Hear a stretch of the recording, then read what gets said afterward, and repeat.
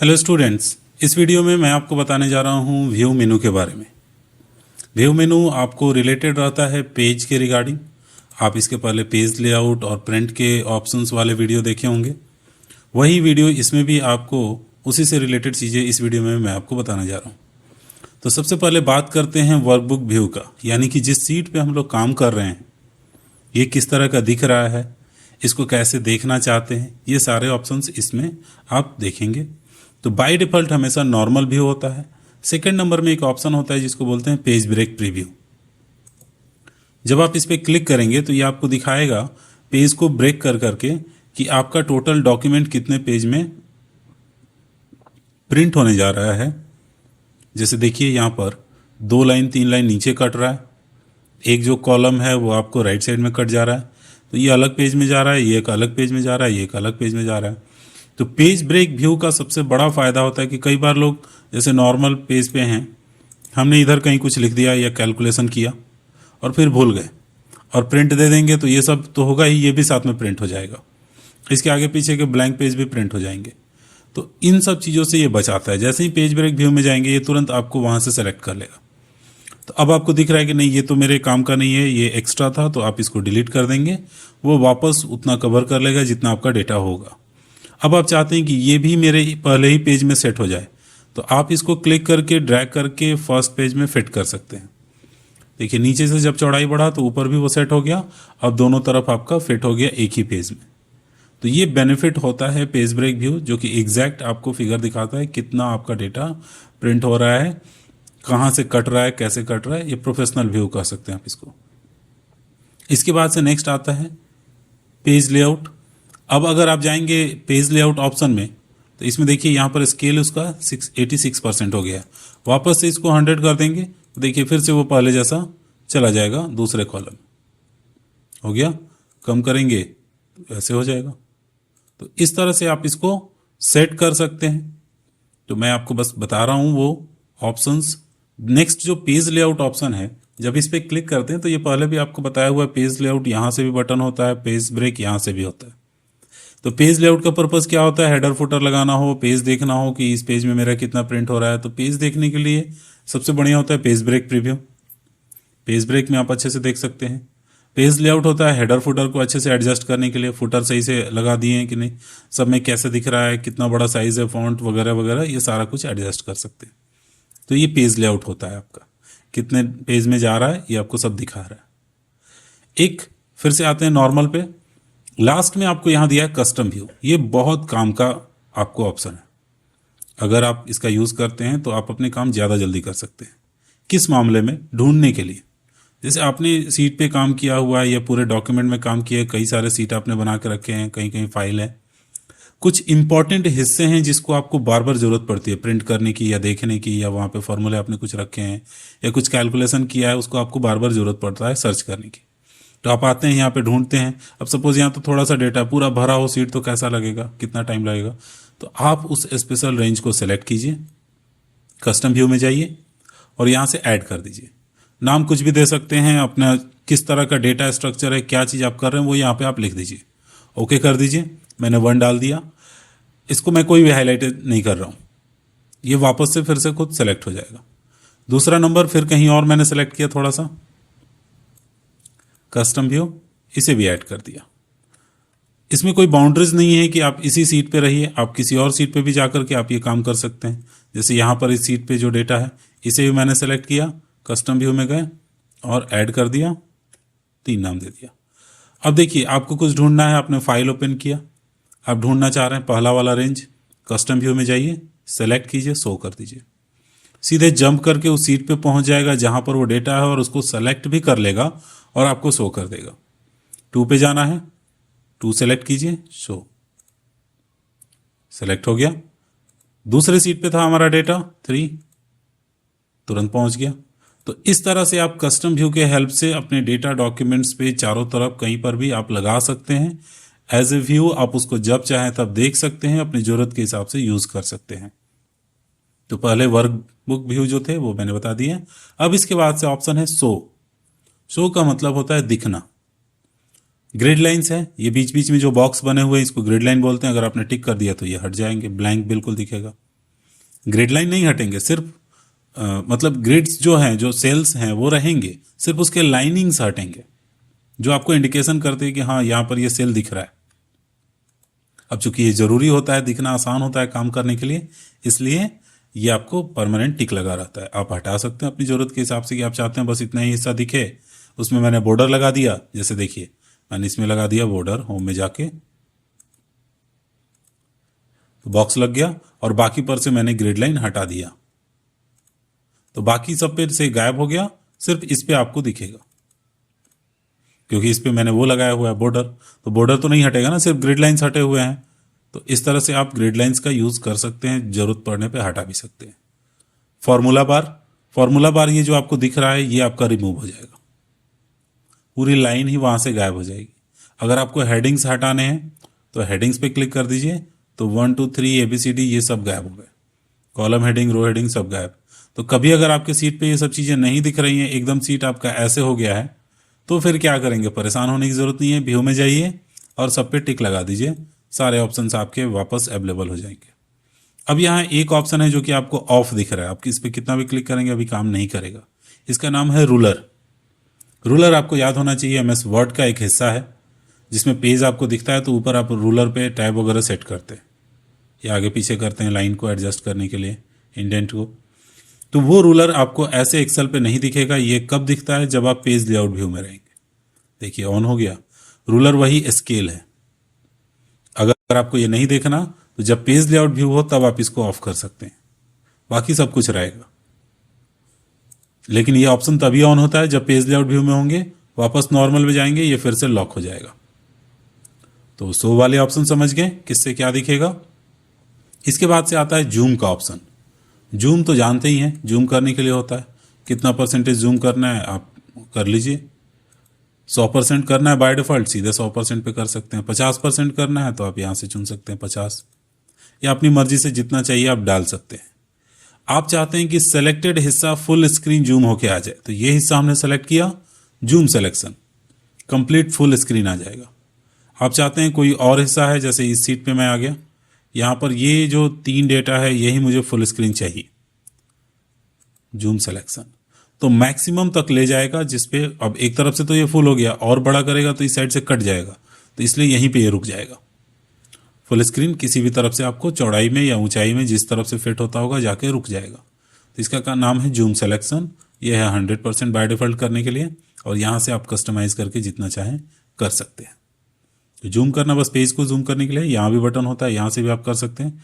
Maximum इसमें zoom का option 400 होता है, उससे ज़्यादा नहीं होता है एक्सेल में। अब आगे बात करते हैं विंडोज़ के बारे में। ये पूरा का पूरा जो ऑप्शंस दिए हुए हैं यहाँ पे, जो पूरा ग्रुप है, ये विंडोज़ से रिलेटेड है। क्या है ये मैं आपको एक एक करके बताता हूँ। सबसे पहले है न्यू विंडोज़। तो ये न्यू विंडो मतलब नया एक्सेल का सीट नहीं खोलता है, बल्कि इसी सीट का, इसी फाइल का एक नया कॉपी ओपन करता है। जैसे ही क्लिक करेंगे एकदम जेरोक्स एक नया विंडो ओपन हो जाएगा। और देखिएगा यहाँ ऊपर जो भी फाइल का नाम होगा, चूंकि फाइल सेव नहीं है तो बुक 2 है, उसके रेशियो में 2 दिखाएगा, यानी कि ये दूसरी कॉपी है उसकी। अगर आपने फिर से जाकर के यहाँ से न्यू विंडो किया तो देखिए 2 पॉइंट रेशियो करके 3 आ गया, यानी कि ये तीसरी फाइल हो गई। तो 3 फाइल्स अब हमारे पास अवेलेबल है सेम टू सेम। आप चाहते हैं उसको अरेंज करना, एक मैं इसमें से बंद कर देता हूं, 2 रह गए। अरेंज करके मैं आपको बताता हूं, अरेंज पे क्लिक करेंगे। अब यहां से किस तरह से अरेंज करना है आप क्लिक कर दीजिए, सेलेक्ट कर लीजिए कोई भी, तो दोनों आपके स्क्रीन पे सामने अवेलेबल होंगे। बेनिफिट क्या है कि आप इसमें से देख के कुछ लिखना चाहते हैं नीचे, या फिर इस किसी स्क्रीन पे से देख के कुछ काम कर रहे हैं, तो यहाँ जरूरी नहीं कि इसी फाइल को, आप और भी दूसरा फाइल खोल सकते हैं, उसको भी आप अरेंज कर सकते हैं। मैं दूसरा कोई फाइल ओपन करता हूं, जैसे ये मैंने चार्ट की फाइल ओपन कर ली, और इसे भी हम लोग इसी में अरेंज कर रहे हैं। अरेंज ऑल, हॉरिजॉन्टल, वर्टिकल, जिस तरह आप चाहते हैं उस तरह कर सकते हैं। तो देखिए तीनों आपके अरेंज हो गए। तो ये दोनों कॉपी है, तो इसमें से एक को मैं बंद कर देता हूं, क्लोज कर दिया। अब इसको अरेंज करते हैं, व्यू, अरेंज ऑल। अब देखिए दोनों अरेंज हो गया। सपोज मुझे ये डेटा इस पे भरना है, एक सीट इस पे ऐड किया और मुझे इसमें ये डेटा ऊपर से भरना है। आप अगर ये जो मेनू बार है इसको मिनिमाइज कर लेंगे राइट क्लिक करके, कोलैप्स द रिबन क्लिक करते हैं तो आपका रिबन मिनिमाइज हो जाएगा, जिससे आपका मैक्सिमम डेटा दिखेगा। तो अब ये डेटा ऊपर से देख करके अगर मुझे यहाँ नीचे भरना हो तो आसानी होगी, मुझे बार बार दूसरी जगह कहीं जाना नहीं पड़ेगा, 2 कंप्यूटर की जरूरत नहीं है। आप बोलेंगे कॉपी पेस्ट क्यों नहीं कर देते हैं? तो कई बार क्या होता है, कुछ फार्मूला वगैरह की प्रैक्टिस कर रहे होते हैं तो बीच बीच में बस देखने की ज़रूरत है। हम नहीं चाहते हैं पूरा कॉपी पेस्ट करें, तो वहाँ पर आप इस तरह का हेल्प ले सकते हैं, या कहीं से डेटा नोट कर रहे हो तो आप नोट कर सकते हैं। तो ये अरेंज करने का काम होता है इसका। वापस से इसको ओपन कर लेते हैं मेनू को, कोलैप्स रिबन पर से टिक हटा दिए, खुल गया। अब देखिए वापस से आप चाहते हैं कि फुल करना, तो आप बस यहाँ से यूज़ कर लीजिए फुल स्क्रीन, आपका एक खुल जाएगा जिस पे आपको काम करना है, दूसरा आपको बैकएंड में वैसे ही पड़ा रहेगा। तो न्यू विंडो और अरेंज विंडो ये दोनों एक दूसरे से जुड़े थे। फ्रिज पेन अलग चीज़ है, फ्रिज पेन, हाइड, स्प्लिट ये एक अलग चीज़ है। इसे मैं आपको दिखाता हूं इसके ऊपर। जैसे आप चाहते हैं कि ये डेटा जो यहां से येलो किया हुआ है पूरा कर देते हैं, तो यहां से जब आप स्क्रॉल कर रहे होते हैं, सबसे पहला जो इसमें दिया हुआ है वो है फ्रिज पेन, उसके बाद स्प्लिट पे आते हैं। तो फ्रिज पेन की बात करते हैं तो हम जैसे ही इस डेटा को स्क्रॉल करते हैं हेडिंग गायब हो गया। अब आप नीचे भरने जा रहे हैं तो फिर पता नहीं ये क्वांटिटी है कि ये क्वांटिटी है, कंफ्यूज हैं आप। अगर ये हेडिंग यहाँ पर टिके रहता तो आपके लिए आसान होता। तो फ्रिज पेन में जब आप क्लिक करेंगे तो यहाँ देखिए ऑप्शन दिया है 3, freeze pane, top row, top first column. Top row चुन लिए तो हमारा टॉप रो फ्रिज हो गया। आप कितना भी नीचे जाएंगे वो गड़बड़ नहीं होगा। अनफ्रीज कर देंगे, खत्म हो जाएगा। अब एक गड़बड़ ये कर देते हैं, जैसे कि एक हेडिंग हम ऐड कर लेते हैं ऊपर। जैसे टॉप रो तो आपने कर लिया, हमने एक हेडिंग ऐड किया और उसे मर्ज करके उसमें डेटा हमने भर दिया। मान लीजिए कोई भी डेटा भर देते हैं और फिर उसके बाद से इसको थोड़ा सा बड़ा छोटा कर लेते हैं। ये हो गया हमारा। अब इसके बाद से नेक्स्ट क्या करेंगे, अब हमको फ्रीज करना है। व्यू में जाएंगे, फ्रिज पेन, फ्रिज पेन पे जब क्लिक करेंगे और टॉप रो करेंगे तो हमारा टॉप रो होगा, यानी जो मेन हमारा होना था वो तो चला गया, गड़बड़ फिर हो गई। तो इस चीज के बारे में मैं बताना चाह रहा था। तो उसके लिए आपको वहां पर कर्सर रखना है जहां से करना है, बीच में नहीं रखना है, स्टार्ट में रखना है, क्योंकि सिर्फ रो को करना है। और बीच में रखेंगे तो इधर से रो और इधर से कॉलम दोनों फ्रीज हो जाएंगे। तो स्टार्ट में रख दिए फ्रिज पेन और इस पे क्लिक करेंगे फर्स्ट वाले पे, फ्रिज पेन।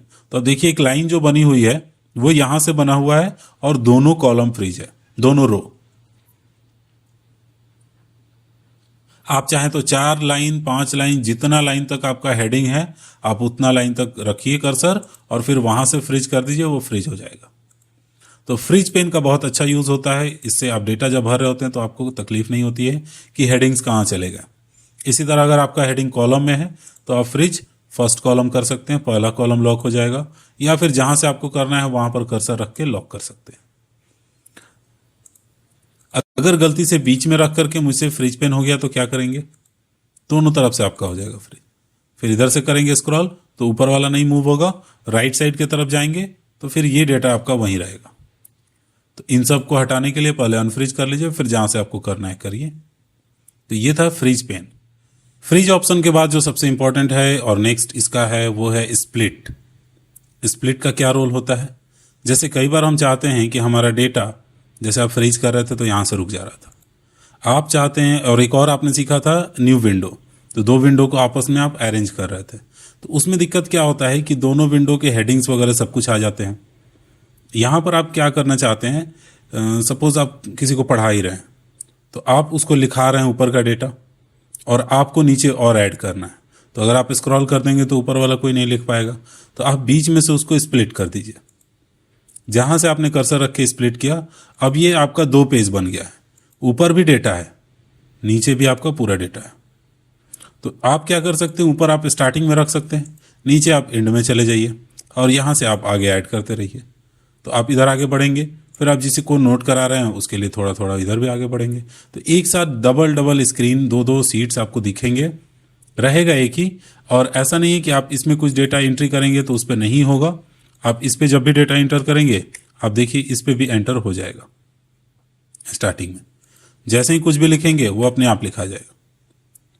तो ये दोनों सिंक्रोनाइज होता है और जो भी आप इस पे डेटा एंट्री करते हैं वो सब पे होता है, क्योंकि दोनों एक ही है। हटाने के लिए इस पट्टी के ऊपर जाइए, जब इस तरह एरो बने तो डबल क्लिक कर दीजिए, बस वो गायब हो जाएगा जो स्प्लिट हुआ रहता है।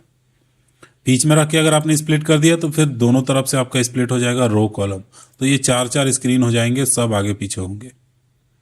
तो आप चाहे तो फ्रीज यूज कर सकते हैं, आप स्प्लिट भी यूज कर सकते हैं। डबल क्लिक कर दीजिएगा, हट जाएगा।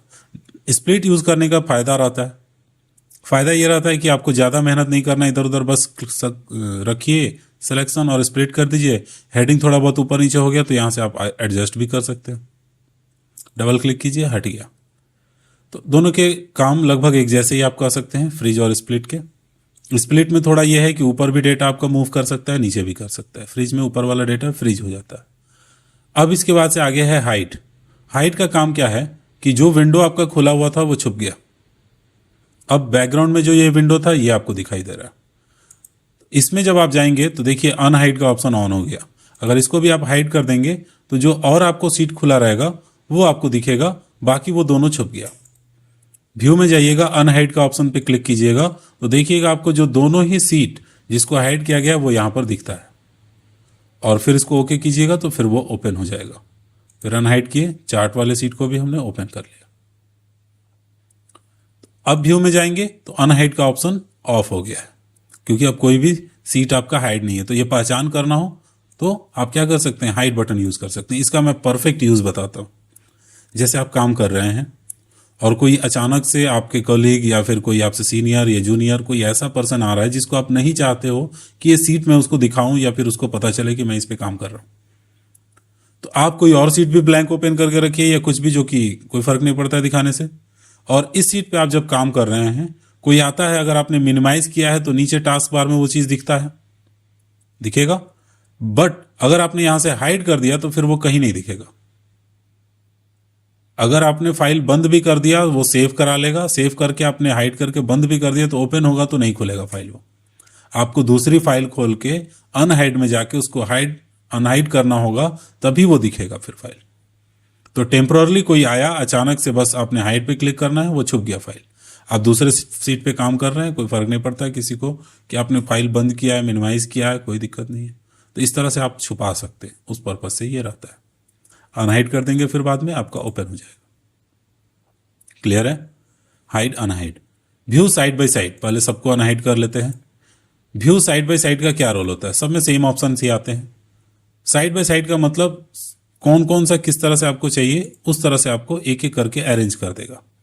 जैसे इसे मैं मिनिमाइज करता हूं, ये देखिए दोनों साइड बाय साइड लग गया। जब भी इस पे क्लिक करेंगे आपसे पूछेगा किसके साथ, तो चार्ट के साथ। तो एक साइड में ये, एक साइड में ये।